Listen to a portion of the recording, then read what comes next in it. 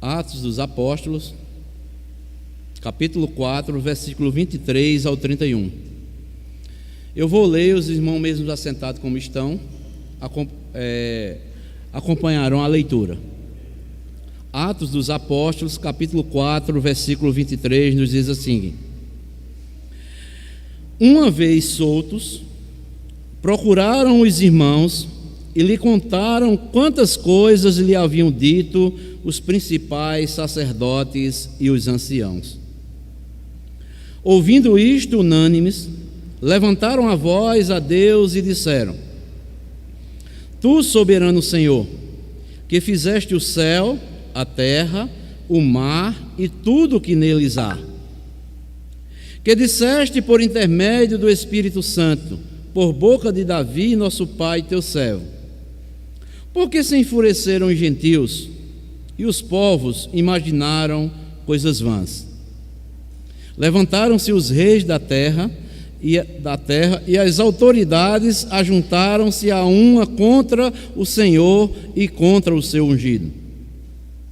Porque verdadeiramente se ajuntaram nesta cidade contra o teu servo Jesus, ao qual ungiste Herodes e Pôncio Pilatos com gentios e gente de Israel, para fazerem tudo o que a tua mão e o teu propósito predeterminaram. Agora, Senhor, para as suas ameaças,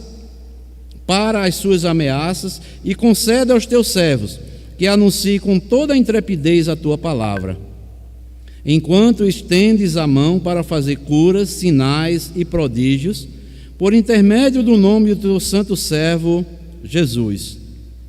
Tendo eles orado, tremeu o lugar onde estavam reunidos, todos ficaram cheios do Espírito Santo e com intrepidez anunciavam a palavra de Deus. Irmãos, irmãs, antes de nós entrarmos na mensagem desta noite, eu quero aqui, diante da igreja, fazer uma correção de uma frase que, não sei como, mas eu falei, que um irmão, após o culto domingo à noite, me chamou e me fez uma correção, e na verdade eu falei algo que, não sei por que eu falei, mas houve uma contradição naquilo que eu falei, não é? Porque se os irmãos observarem na mensagem de domingo à noite, lá na terceiro ponto, não é? Eu fiz uma afirmação que falei que Deus não é dono de ninguém, não é? Isto aí, na verdade, foi onde eu ia falar o seguinte: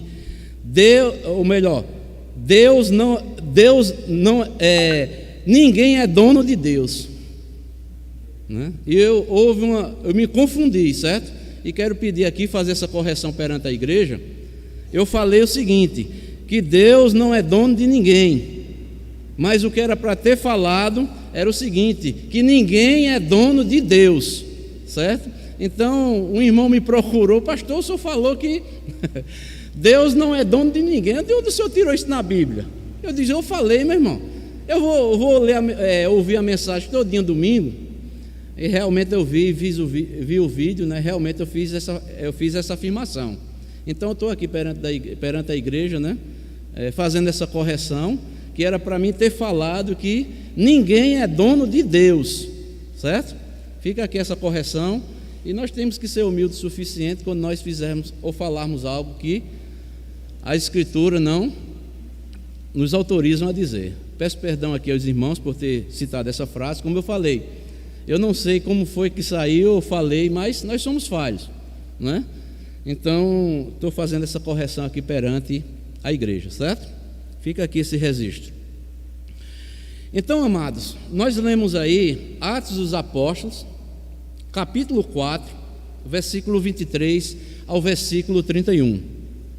E hoje eu quero trazer uma mensagem para todos nós compartilharmos sobre uma igreja cheia do Espírito Santo. Uma igreja cheia do Espírito Santo. O livro dos Atos dos Apóstolos trata sobre a continuidade da obra de Jesus Cristo por meio da ação do Espírito Santo na vida da igreja. Quando nós lemos lá em Atos capítulo 2, o Espírito Santo inaugura e enche a igreja com o Espírito Santo. Em Atos 3, o versículo anterior a este que nós lemos, capítulo anterior a este, melhor dizendo, vemos seus líderes, os apóstolos Pedro e João, curando um coxo. No capítulo aqui 4, esses dois são presos pelo Sinédrio por causa do milagre ocorrido e da pregação que fizeram perante as autoridades, explicando o milagre feito assim por Pedro, né?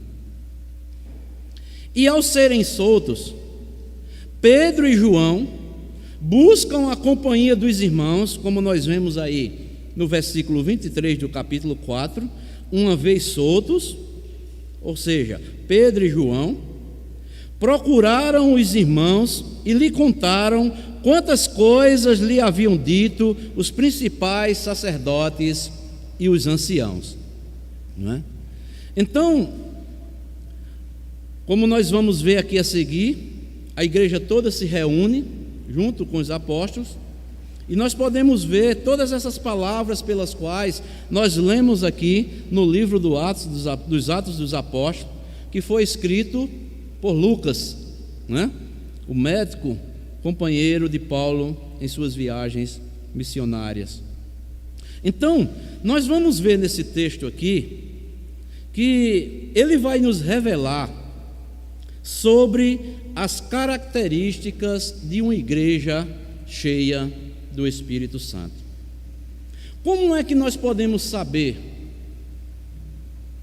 que uma igreja ela está cheia do Espírito Santo? E nós veremos pelo menos 5 características de uma igreja, conforme o texto aqui vai nos mostrar, cheia do Espírito Santo. Em primeiro lugar, uma igreja cheia do Espírito Santo é uma igreja que se reúne unânime em oração a Deus.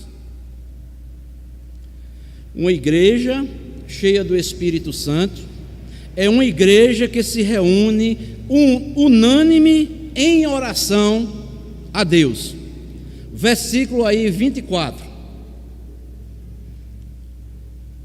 nos diz assim: ouvindo isto, unânimes levantaram a voz a Deus e disseram, não é?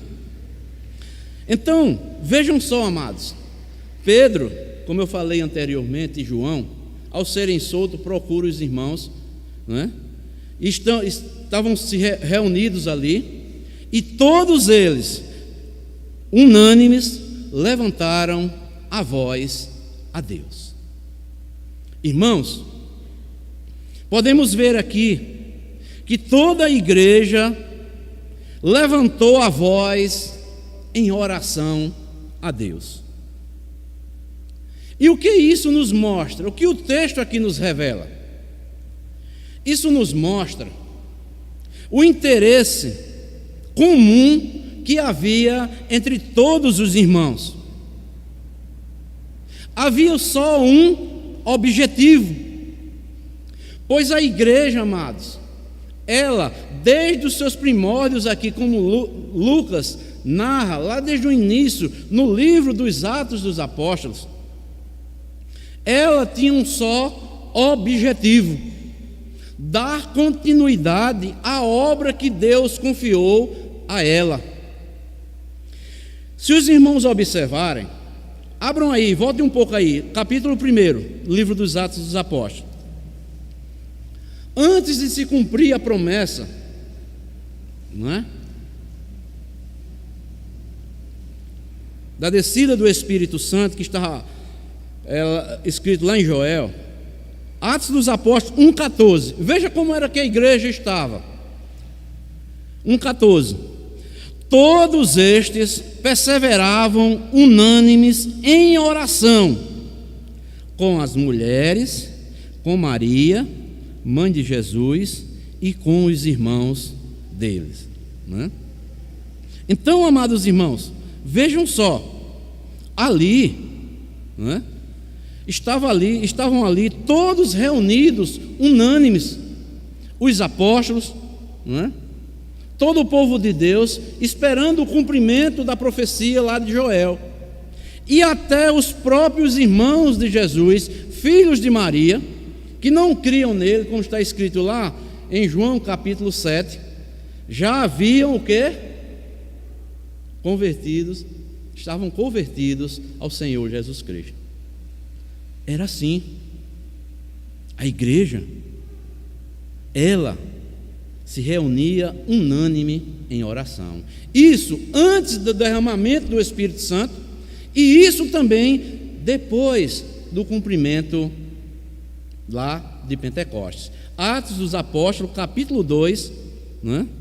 Versículo 42, que diz também: perseveravam na doutrina dos apóstolos, ou seja, aquilo que os apóstolos receberam, foram doutrinados por Cristo, os apóstolos deram continuidade, o ensino, a doutrina de Cristo, na comunhão, no partir do pão e nas orações. Uma igreja cheia do Espírito Santo é uma igreja que se reúne unânime para orar a Deus. Eu acho maravilhoso, amados, que todos, até o próprio Jesus Cristo, nos deixou esse exemplo. Tudo quanto Jesus começou a realizar para a glória de Deus, ele sempre orava primeiramente. Ele sempre ensinou os seus apóstolos a orarem. Isso foi desde a escolha dos apóstolos. Jesus passou a noite orando para escolher os 12 apóstolos. Então, a igreja cheia do Espírito Santo é uma igreja consciente de que nós somos um corpo. Nós não podemos puxar nem para um lado, nem para outro. Uma igreja cheia do Espírito Santo, ela tem que ter consciência que ela é um só corpo. A alegria de um deve ser a alegria de todos. A tristeza de um deve ser a tristeza de todos. Foi isso que os apóstolos ensinaram à igreja ali nos seus primórdios. E ninguém melhor para ensinar estas verdades do que o apóstolo Paulo. Abram comigo aí 1 Coríntios capítulo 12. Não desmarquem Atos dos Apóstolos capítulo 4. 1 Coríntios, primeira carta de Paulo aos Coríntios capítulo 12.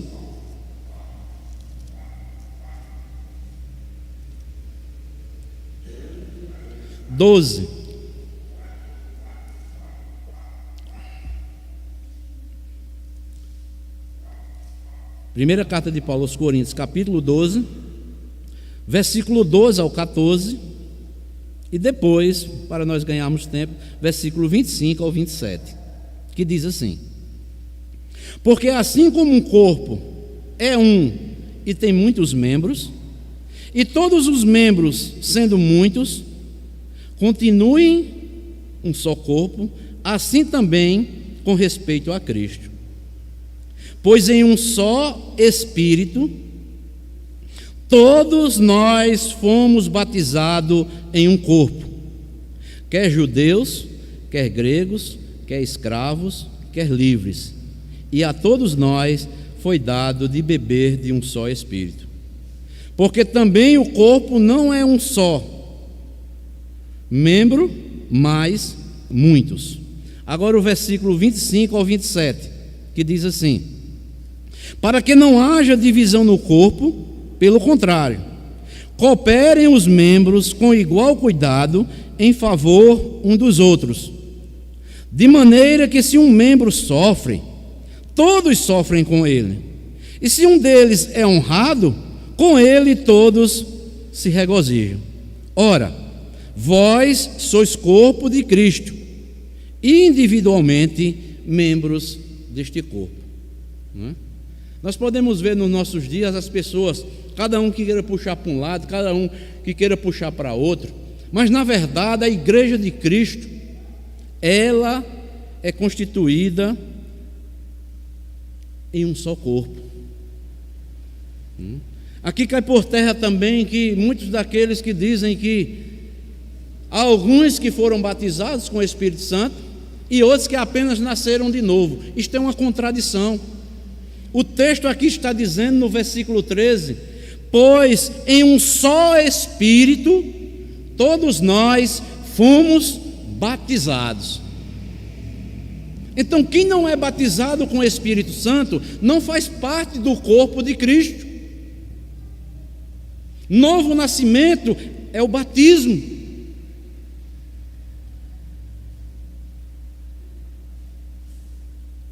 Irmãos, há uma confusão tão grande nos nossos dias que as pessoas, um texto tão claro como este, pois em um só Espírito todos nós fomos batizados, quer judeus, quer gregos, quer escravos, quer livres, e a todos nós foi dado beber em um só Espírito.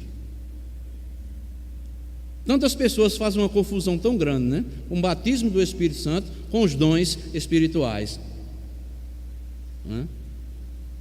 Mas na verdade é que nós somos um só corpo. Todos fomos batizados em um só corpo. Quem não é batizado com o Espírito de Deus não faz parte do corpo de Cristo.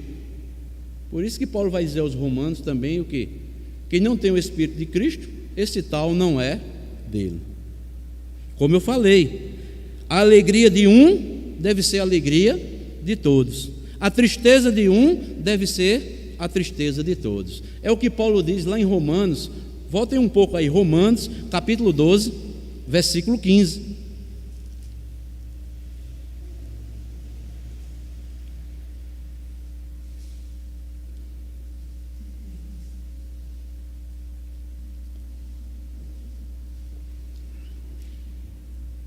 Romanos 12, versículo 15. Paulo diz: alegrai-vos com os que se alegram, e chorai com os que choram. Por que Paulo dizia isso? Porque Paulo enxergava, como ele escreveu aos Coríntios, que todos nós fazemos parte de um só corpo. Se um sofre, todos vão sofrer. Então, Paulo diz: alegrai-vos com os que se alegrem, mas também quando tiver alguém chorando, chorem junto com eles. Vão ajudá-los. Meus irmãos, minhas irmãs, eu vou lhe dizer uma coisa: se a igreja mesmo tivesse essa visão,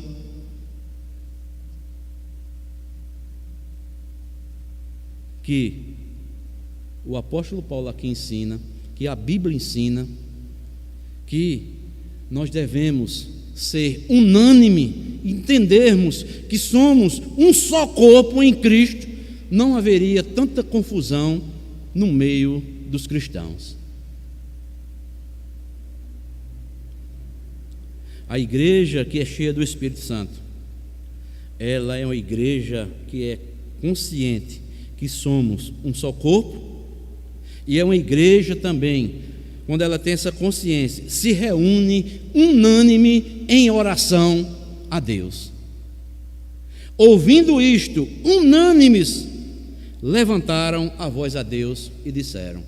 Tantas pessoas às vezes dizem que reunião de oração, eu posso orar em casa. Você pode orar em casa e deve orar em casa, mas a igreja tem que se reunir coletivamente para orar a Deus.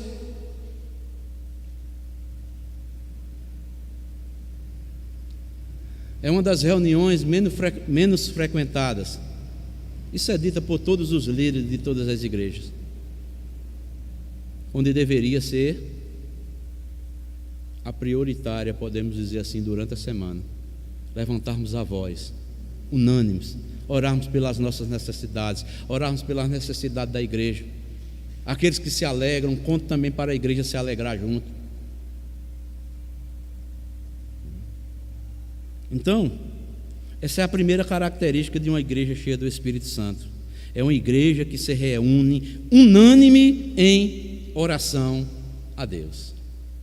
Mas há uma segunda característica de uma igreja cheia do Espírito Santo que eu quero destacar aqui nesse texto. É que uma igreja cheia do Espírito Santo é uma igreja dirigida pelo soberano Criador de tudo. A parte B do versículo 24 aí do texto. Eles levantam a voz, todos unânimes, e disseram: Tu, soberano Senhor, que fizeste o céu, a terra e o mar e tudo o que neles há. Então, uma igreja cheia do Espírito Santo, ela é dirigida pelo soberano que é criador de tudo, do céu, da terra, do mar e tudo o que neles há. A expressão aqui soberano denota o controle absoluto de Deus sobre tudo que acontece na sua criação. E é interessante que aqui, quando eles levantam a voz a Deus, é que Pedro e João haviam sido soltos, e eles levantam as suas vozes em oração a Deus, dizendo: e pode o sinédrio fazer ameaça, Senhor? Pode o sinédrio fazer proibições, tentar silenciar a igreja, mas a tua autoridade está acima do sinédrio. O sinédrio está abaixo de uma autoridade maior, que é tu, Senhor. Tu és soberano. Nós vamos ver aqui que o sinédrio estava atuando, mas Deus estava permitindo que acontecesse tudo conforme Deus havia decretado. Foi isso também que Jesus, antes de ser crucificado, ele disse a quem? A Pilatos. Está lá em João capítulo 19, versículo 11: nenhuma autoridade tu terias sobre mim, se do céu não te fosse dado.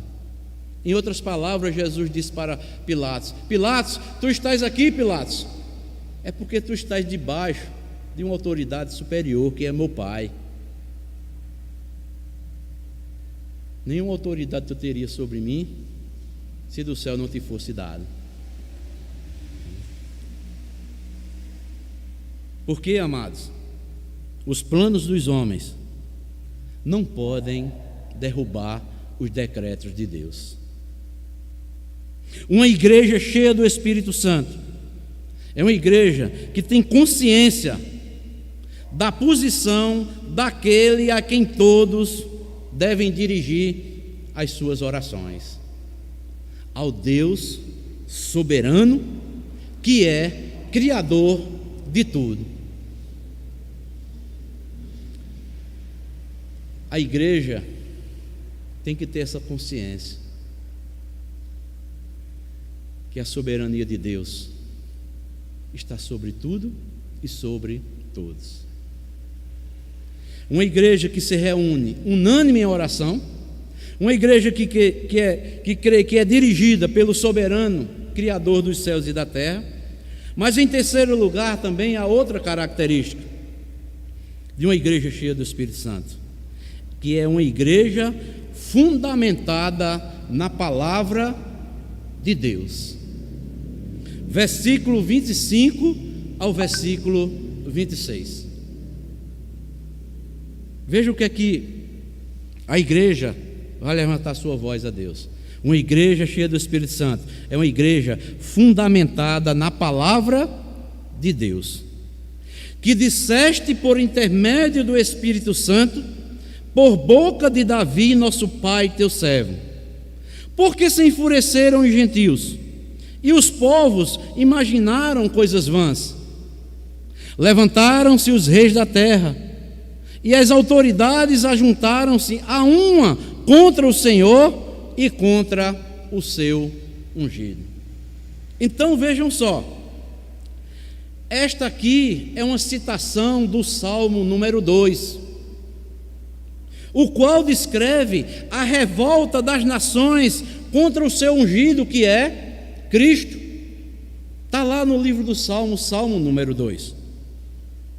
Os reis da terra, tanto lá que foi escrito por Davi, quanto na época que a igreja levanta a voz, fizeram rebelião ao governo de Cristo.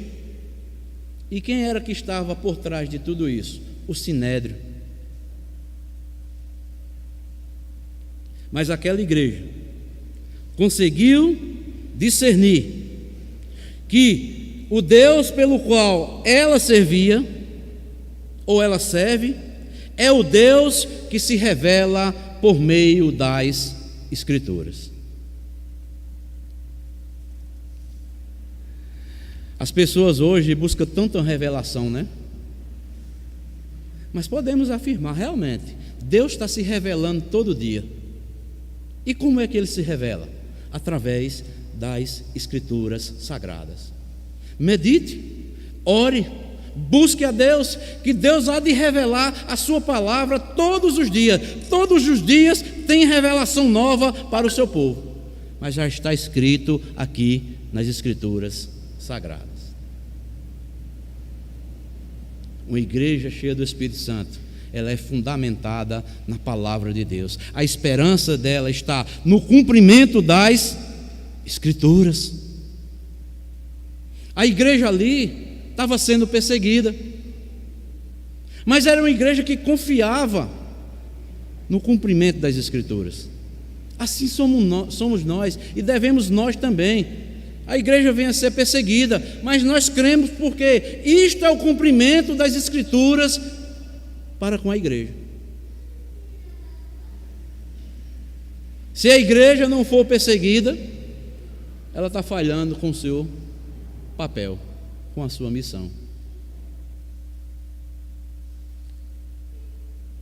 Esta oração aqui, ela nos indica e nos mostra que uma igreja cheia do Espírito Santo deve se voltar para a palavra em tempos de perseguição, e nas Escrituras encontrarão consolo, porque a palavra de Deus, ela é suficiente para consolar o coração de todos os membros da igreja.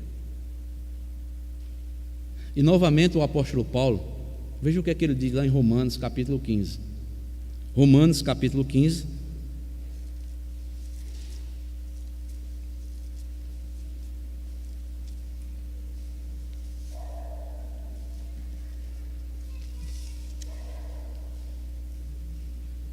Romanos capítulo 15.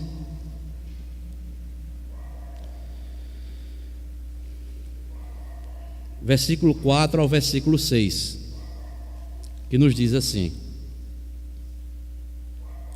pois tudo quanto outrora foi escrito para o nosso ensino foi escrito, a fim de que, pela paciência e pela consolação das Escrituras, tenhamos o quê?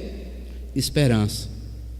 Ora, o Deus da paciência e da consolação vos conceda o mesmo sentir de uns para com os outros, segundo Cristo Jesus, para que concordemente e a uma voz glorifiqueis ao Deus e Pai de nosso Senhor Jesus Cristo. Então, uma igreja cheia do Espírito Santo, ela crê no cumprimento da palavra de Deus, está fundamentada na palavra de Deus, ela se consola por aquilo que as Escrituras lhe mostra diariamente. Tudo quanto outrora foi escrito para o nosso ensino foi escrito. Tudo o que precisamos aprender, que o povo de Deus precisa aprender, já está escrito. a fim de quê? Porque está escrito. A fim de que, pela paciência e pela consolação das Escrituras, tenhamos esperança. Então, o ensino da palavra de Deus, amados irmãos, produz em nós que somos o povo de Deus, paciência. Se você é uma pessoa impaciente, vá meditar na palavra de Deus e vá aprender nas Escrituras, ser consolado com ela, a ser um cristão paciente. Quer receber consolo? Vá para as Escrituras, você recebe todo o consolo de Deus. É o trabalhar de Deus na nossa vida. Deus nos pega uma pedra bruta e Ele está nos lapidando.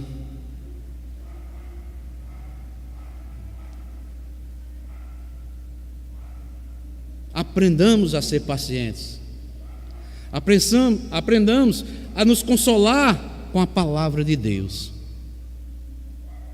Uma coisa, amados, temos que aprender. Se um cristão que diz que faz parte da igreja de Deus, ele ou ela não está aprendendo a ser paciente, não tem o consolo das Escrituras, alguma coisa está estranha. Isso é falta de meditação nas Escrituras, falta de leitura diária, falta de leitura devocional, falta de oração, falta de tempo gasto na presença de Deus, em comunhão com Deus a sós, seja a sós, seja na igreja.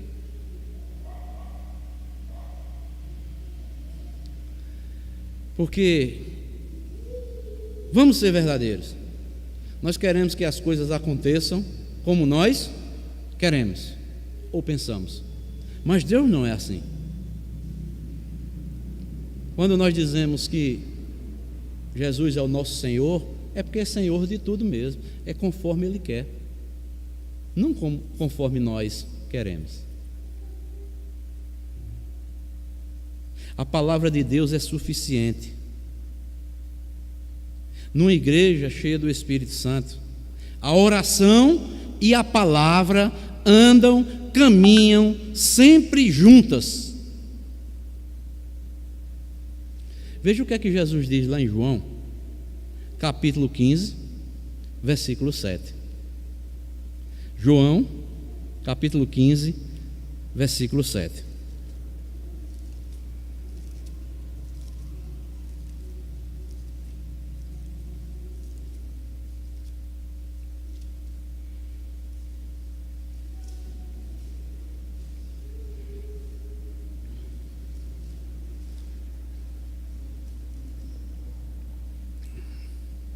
Olha o que Jesus fala aqui.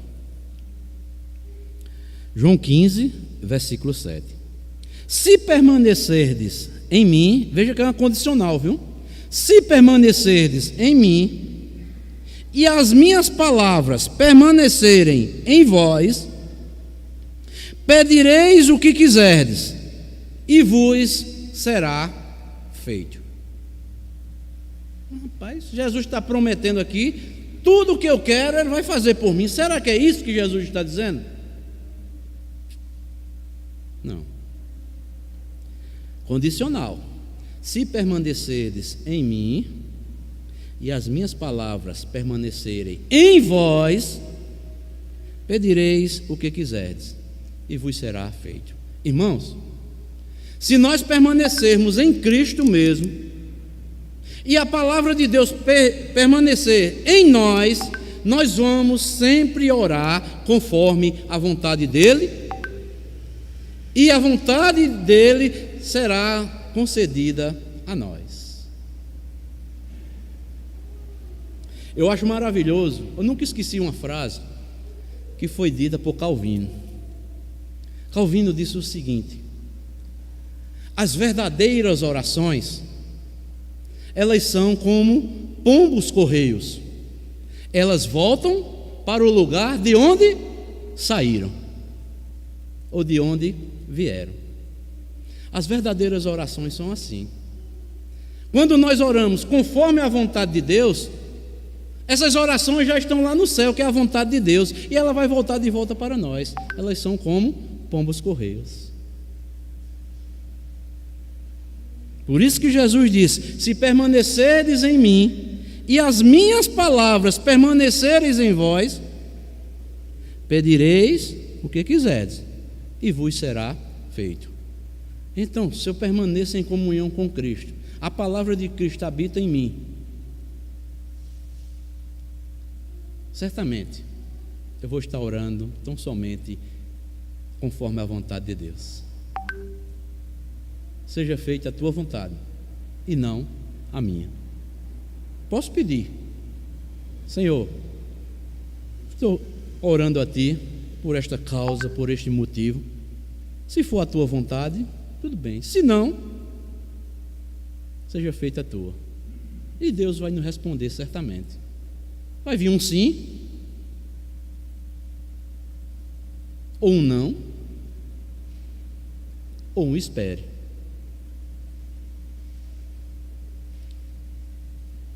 Então, uma igreja cheia do Espírito Santo, a oração e a palavra andam, caminham sempre juntas. Uma igreja que se reúne unânime em oração, uma igreja que é dirigida pelo soberano Criador de tudo, uma igreja que é fundamentada na palavra de Deus. Mas a quarta característica de uma igreja cheia do Espírito Santo é uma igreja confiante no poder providencial de Deus. Versículo 27 e o versículo 28 de Atos dos Apóstolos, capítulo 4,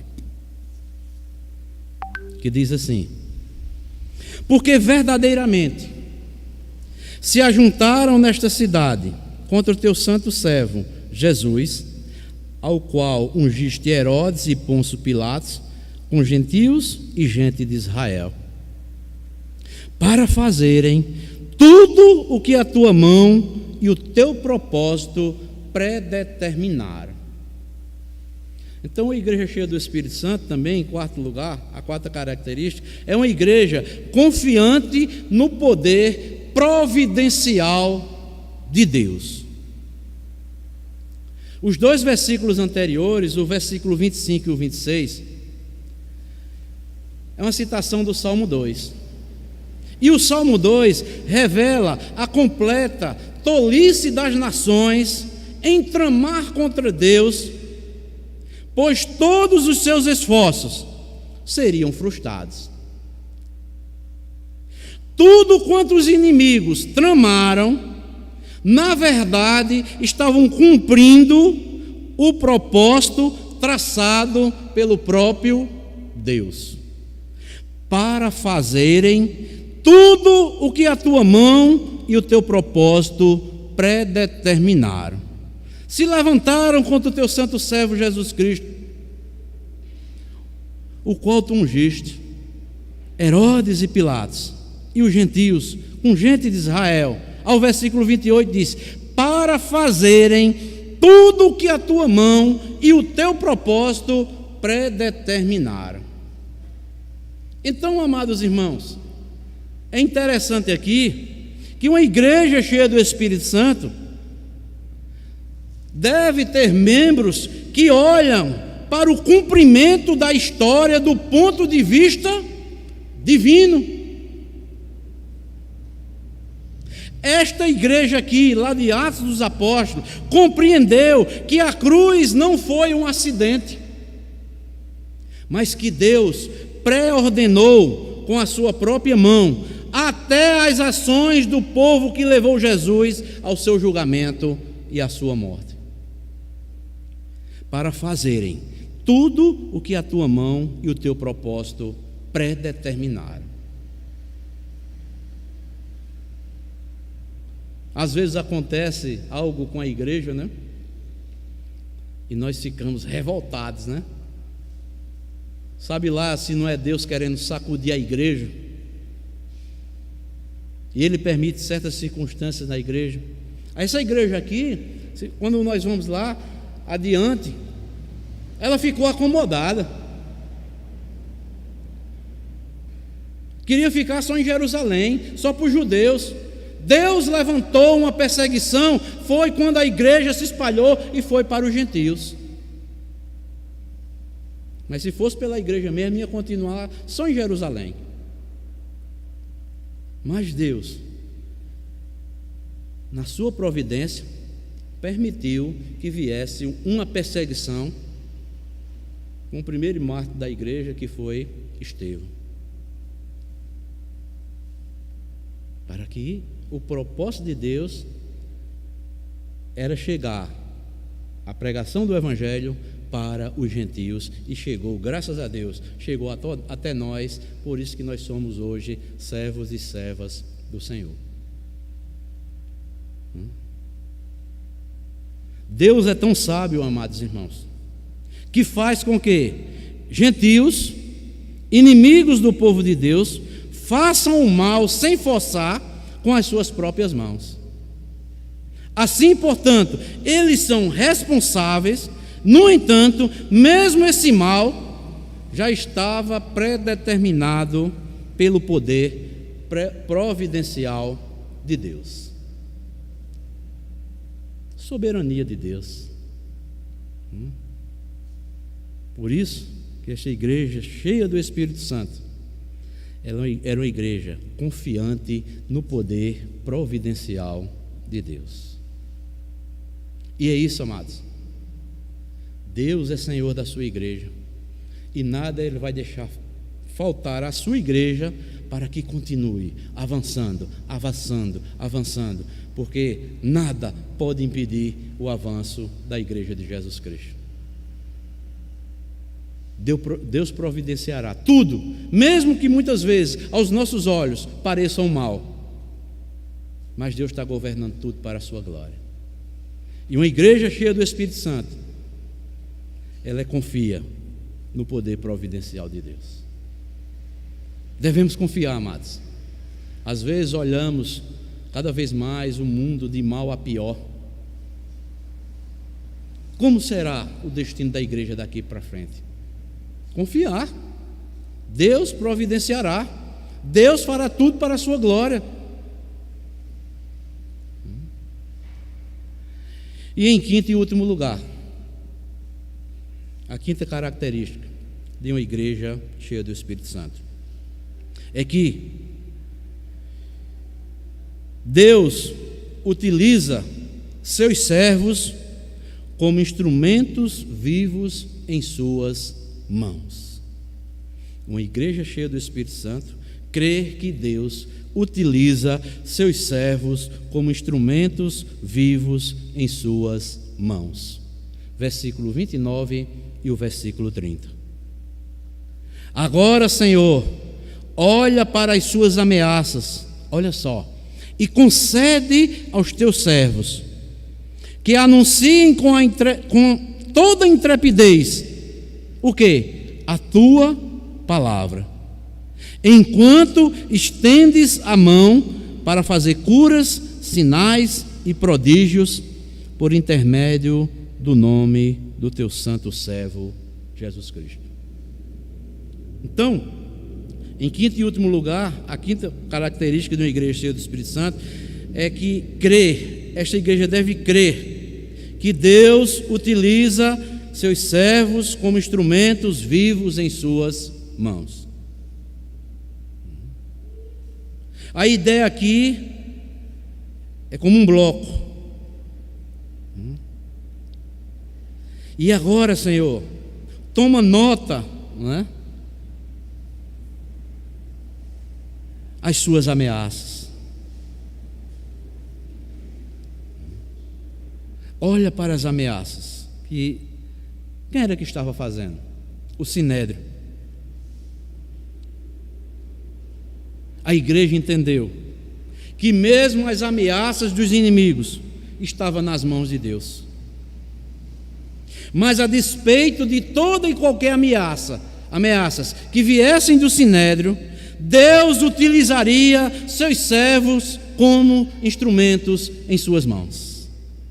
Concede aos teus servos, mesmo debaixo das ameaças do Sinédrio, que anunciem com toda intrepidez a tua palavra, enquanto eles estendem as mãos para fazerem curas. Por quê? Porque certamente Pedro e João, eles foram presos porque curaram o coxo. Sabemos que foi Deus, né? Mas eles, como instrumentos, Deus, por intermédio de Pedro, veio a cura àquele coxo que estava lá na entrada do templo. E ameaçaram Pedro, ameaçaram João, não é? E tentaram intimidar Pedro, para que ele calasse, não pregasse mais o evangelho. Olha o que é que Pedro diz aí, capítulo 4, versículo 19, depois das ameaças. Por isso que a igreja, cheia do Espírito Santo, orou a Deus falando essas palavras, né? Para que esses servos continuem com intrepidez, continuem falando a tua palavra. Por quê? Pedro, veja o que é que ele diz no versículo 19, quando ele é ameaçado pelas autoridades do Sinédrio.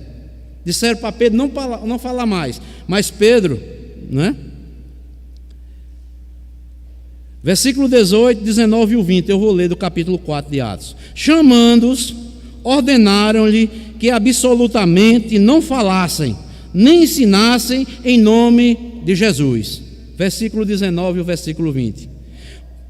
A resposta de Pedro: pois nós não podemos deixar de falar das coisas que vimos e ouvimos. Depois, melhor, eu li só o 20, né? Vou ler o 19. Mas Pedro e João lhe responderam: julgai se é justo diante de Deus, ouvir-vos antes a vós outros do que a Deus, pois nós não podemos deixar de falar das coisas que vimos e ouvimos. Ele diz: qual é o mais justo? Julguem vocês mesmos. Ouvir as palavras de vocês, que são homens, ou ouvir a palavra de Deus, que Ele mandou anunciar tudo quanto nós vimos, tudo quanto nós aprendemos da parte do Senhor Jesus Cristo. Importa nós obedecermos a Deus do que a homens. Viram a ousadia de Pedro, né? Versículo 13: ao ver a intrepidez de Pedro e João, sabendo que eram homens iletrados e incultos, admiraram-se e reconheceram que haviam eles estado com Jesus. Ficaram admirados. Pedro e João eram homens iletrados e viram a intrepidez deles. Prenderam, ameaçaram, mas Pedro disse: olha, não importa, vocês podem fazer o que quiserem conosco, vocês podem nos prender, vocês podem nos ameaçar, mas a palavra de Deus não pode ficar presa, ela está na nossa boca, e com o coração se crê para a salvação por intermédio de Jesus Cristo. Nós não podemos deixar de falar das coisas que vimos e ouvimos da parte de Deus. Então, amados, eu acho maravilhoso aqui que nós podemos ver hoje, né, quando a igreja recebe qualquer ameaça, qualquer coisa, né, a igreja não pediu, ou não pediram, ali a igreja reunida, para Deus matar os inimigos. Eles pediram? Não pediram. Não caíram em autocomiseração, se fazendo de coitados. Não repreenderam, não amarraram os demônios da perseguição, como fazem muitas igrejas. Não fizeram, não. Eu quero, Senhor, que Tu conceda mais intrepidez para esses homens falarem da palavra de Deus, a verdade de Deus, e o resto, Tu governas tudo para a Tua glória.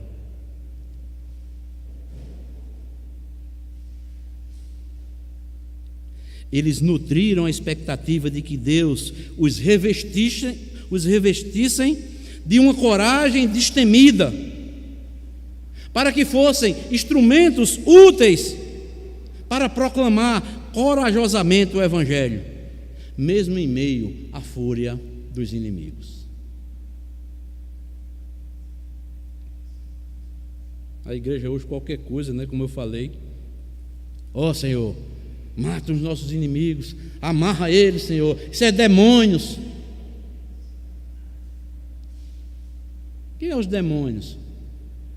Ante ao Senhor da igreja.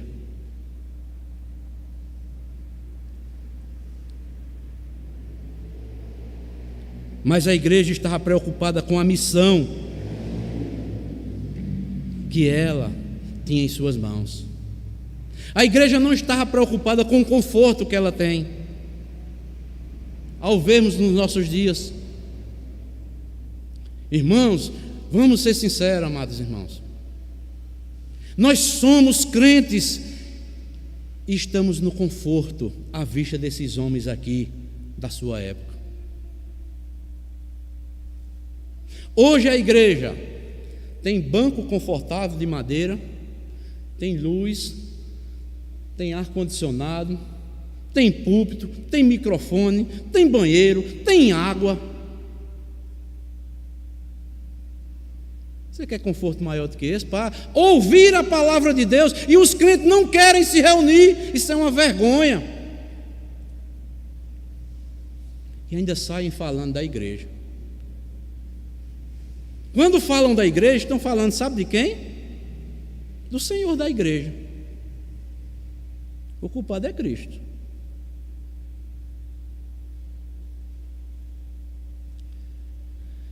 Se nós olharmos aqui o contexto pelo qual esses homens conviveram, muitos deram suas vidas, e a igreja, o que é hoje, por causa, primeiramente, de Deus e esses homens que foram instrumentos, a igreja está na zona de conforto.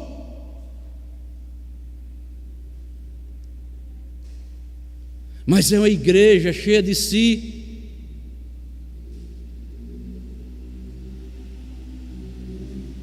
É uma igreja egoísta. Investe onde não devia investir. Fazem palácios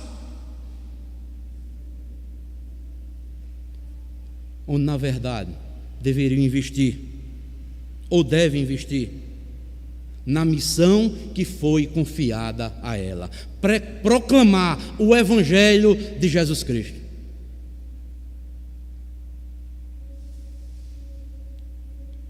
A igreja estava preocupada ali com a missão. Deus iria, como nós vemos aqui, confirmando cada vez mais a sua obra por meio de sinais, prodígios e maravilhas.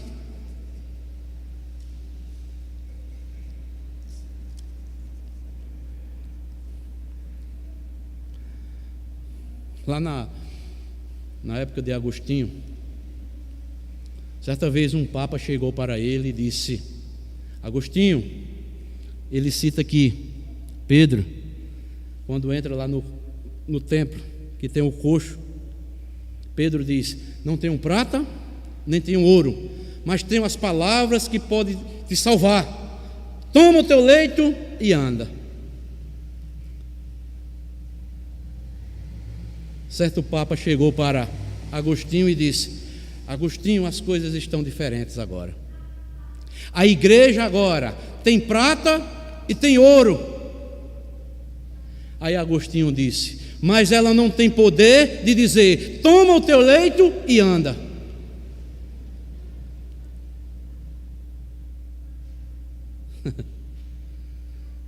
A igreja pode ter prata, pode ter ouro,